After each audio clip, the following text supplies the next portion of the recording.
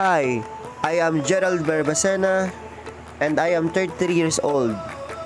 I am a former OFW, an owner of a small business, an employee, and I'm proud breadwinner.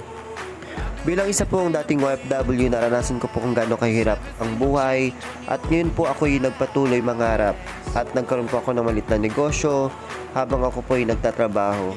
Sa tulong po ng aking negosyo, nakakapagbigay din po ako sa ibang tao.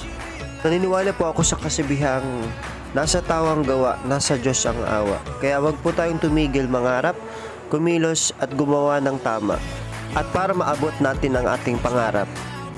Po, si Gerald Barbacena, ang best version ng mga bisexual ng LGBTQ community at best ever version ng Century Tuna Superbads.